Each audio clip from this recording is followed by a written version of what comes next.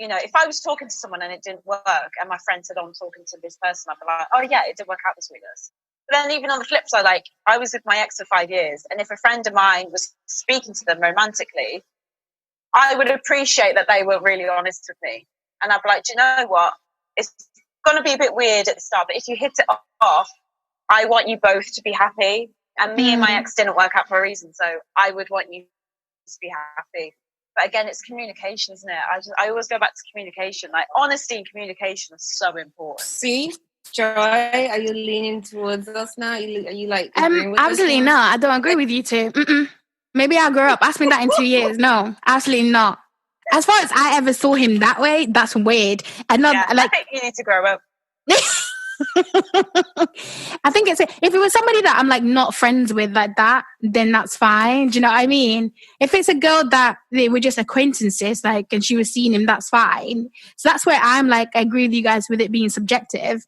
But if it was like one of you guys or my close friends, even the fact that me and him, even if we were speaking for like 3 weeks, whatever, that's weird. That's really weird. But at the end of the day, we thank God. I like fat men, so none of my friends like fat men, so it's all right. It's great. And God, I'm like literally still in a relationship, so that's gonna happen with any of my friends, so it's cool. That's not gonna happen. So yeah, we're good. But I definitely, you guys are weird. You guys are weird. Weird. Absolutely weird. Not me. So me and Temi are speaking on from the same hymn sheet. I think you're the weird one, Joy. Maybe this is what happens when you get into relationships, because I can't relate. I can't relate. Maybe you got a talking from positions of being in a current relationship right now. So you're like, yeah, I'll be fine with it. Yeah. Or maybe I just need to. If we're both in relationships, then yeah. Yeah. And that. I'll just leave it with that. Think about it. And what's your second pet peeve, Eleanor? Second pet peeve is when someone's really messy. Fair enough, some people are naturally messy and they're naturally like that. If you tell them to tidy up their stuff and they do it, I think that's fair enough. Some people just need to be reminded, and I don't mind doing that. It's when you have to constantly almost beg people to tidy up their stuff and they still don't do it. That's my pet peeve. I think I'm politely asking you now to wash up. But yeah. It's not fair on everyone else. If you're going to be messy, have a messy bedroom, because no one else has to deal with that. But, at least do wash it. No, I hear that. That's fine. Okay, I'm going to ask you guys a really evil question. You have to be honest. Like, you can't lie. What is the worst thing you've ever done to your roommate that they don't know about till today? Do you want me to go first? I'll go first. Do you want me to go first? Okay, so I used to live with this evil witch. I used to live with this evil witch. Like, this girl would not tidy up with. This is actually quite recent. She would not clean up after herself. Nothing. I was always the one cleaning. I was always the one doing everything. And like, it was just, when like little things like pile up. And like, this girl would have sex, yeah. And one time she brought she brings a different guys around. I've lived with too many hoes. I mean, not hoes, but live your best life, innit? But I've lived with too many witches. So I had this girl, one of my ex-roommate. She had like a different guy every single time. She discovered Tinder, and then it was like the end of the world. And then one time I went to the bathroom to have a wee, and I saw a condom inside the toilet. And that was just like the last straw for me. She had the guy around, the toilet seat was up, everything was just disgusting. It was messy. Like, he was in there having a bath for like a good 2 hours. And like, this is not your house. Why are you here? Are you paying rent? And then I was so pissed off, because then when I complained about like them not cleaning up or doing stuff after themselves, next thing you know, I had the landlady on the phone to me being like, oh, so-and-so have complained that you're not doing this, or you're not doing that, you're making it really uncomfortable for them. And I was in the process of wanting to give my notice in anyway to move out, so it really, really nicked me off. So one time I had my friends over, and then she took away the hand soap in the bathroom, because she was like, you've had your friends over all weekend and the soap is nearly running out. This was like this year, like during Corona times, because obviously this was when everyone's get panicking and there was no hand soaps in the market, nothing. So she took it away and I bought that. She didn't buy it. And then I thought, girl, I've dealt with so much shit from you and you're telling me that my friends are around, therefore you're going to hide the soap because it's going to waste, and you didn't buy it. So I dipped her toothbrush inside the toilet. Yes. I had to get revenge. I dipped her toothbrush inside the toilet. I was going to do worse, but, you know, I thought my friend Anne was like, Joy, calm down. Don't. So it was like Anne or Ayo that told me to not do too much. But I dipped the toothbrush inside the toilet. Yeah. Oh, no. Why did you? Oh, gosh. I'll brush with toilet brush. Oh, my God. Sometimes you gotta do what you gotta do. I'm actually... anyway, but I think the most... well, it's not evil. It wasn't done intentionally. But I remember, because we kind of like use each other's things. Because we started off like, you know, we're going to be sisters. You know, do whatever you want. It's cool as long as, you know, you just respect each other. So, I remember breaking, you know, the handle of a pot. And she went back home then. So I was trying to fix it before she came back. But she came back before I fixed it, and then she saw it. I apologized anyway. But after that, when everything was just all up in the air and I didn't care anymore, the most evil thing I've done was just bringing people over and not telling her. And just having like games night after game. Like, I love getting my friends at rest. So it just, you know, games night and watching movie with the other housemate. So watch movie, we're laughing. We're terrible, Sha. It's okay. It's all right. I don't think there's anything wrong with that. I think there's like maybe evil.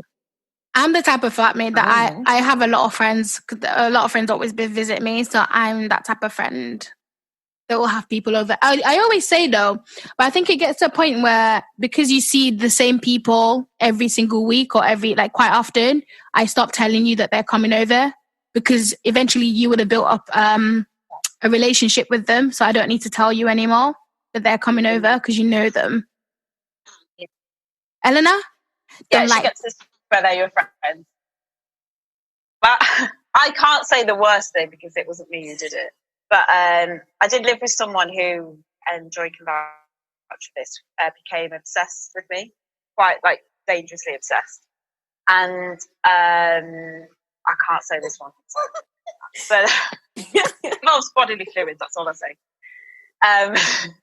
But yeah, this one person like would copy everything I do, copy everything I bought and wore and stuff. So I do things like, she copied my perfume. So I'd just spray it. I'd just stand there and spray it for ages and ages and ages, because I confronted them about it and they lied. So I just spray it. They used, like, there was one point where they went to brush their teeth with hair removal cream instead of toothpaste. No one said anything, because, you know, karma. So yeah, my little like revenge was just like using their stuff excessively. And it wasn't out of spite. It was more like we had confronted this person, and we used to sit them down all the time, and we were respectful. We just said, look, we don't agree with what you're doing. It didn't work. So in the end, we had to, you know, do our own revenge. So yeah, we used to misplace their stuff so they didn't know where it was. And yeah, just using all their stuff. Okay. But sometimes you got to do what you got to do. Gosh, I didn't have fun with you. What you got to do. Because it was hell. That was the worst shit ever living with that person. It was horrendous. Oh my God. I could go back and just do, I didn't live my best life in uni. This is not fair. I always went like, oh no, you know, don't be the bad person. Don't be the bigger person. Just leave it. Just leave it. And now I'm vented because I'm so hurt. Honestly, I've lived with people in first year who, when people did tidy up after themselves, they'd take the person's like pots and pans and dirty dishes and put it on their bed. I've done that before. Yeah. You've done that. I was so sick of asking for stuff to be washed up, so I thought I'm just going to put your stupid bolognese on your bed and you can deal with it. Yeah, I think somebody did it in the big house. I can't remember who did it, but they put it on like the person's bed, like everything. Because I think when you live in like a student accommodation, especially first year, oh my God, for those of you going to uni in first year, you will live with pigs. Like, it's just a given. You will actually live it. It will humble you. It will make you realize that your parents brought you up well. You will live with pigs. Like, even I lived in first year, I lived in an accommodation that we even had a cleaner coming in. Even with the cleaner coming in, people were still really, really dirty. So yeah, honestly, you'll meet a lot of people when you go to uni. Okay, so one last question before I let you guys go. Would you rather have a roommate that is just like constantly by themselves, doesn't want to really like socialize with you, or would you rather have a roommate that has sex all the time and you can hear it? I do have a thing for hearing other people have sex. That's weird. You love it? I do. You naughty little girl. Naughty you, aren't you? I thought this question might be a bit R-rated, but you're a bit naughty, aren't you? No, I think I just actually noticed because our neighbours are always picking it. And then the other day, I don't know, maybe the window was open. I don't know, but the window was open. I like to think people enjoy, like, sex, or do you think they're just like, I don't know. I just feel like the scenario in my head, I'm weird, like, I'm sorry, but I definitely I'm looking at you differently as from now on now.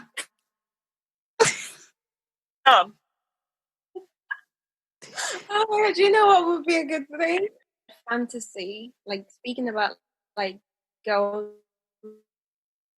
fantasy will be a good podcast idea. Yeah. Oh, like different, like a sex podcast. Yeah, podcast idea. Oh, go and listen to Oloni. Oloni does like she's got a sexual, like a sex podcast. It's very, very educational as well. That's really good. Sometimes link it so people can. I will. Sometimes it gets a little. She's called Oloni. What's it called? Laid Bear podcast. Yeah, that's what it's called. Sometimes even I have to be like, oh, I'm going to stop listening now. It's getting a bit too much.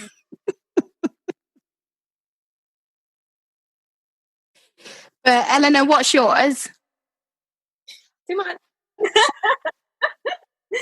But yeah, I definitely pick like a housemate that wants to stay by themselves because, like I said, I just like to be by myself. I'm not necessarily let's go out. If we can do movies, fine. But if not, please stay in your house. Yeah, I'm the same. I love my own space. I like to know I can come home and just be by myself and do my thing.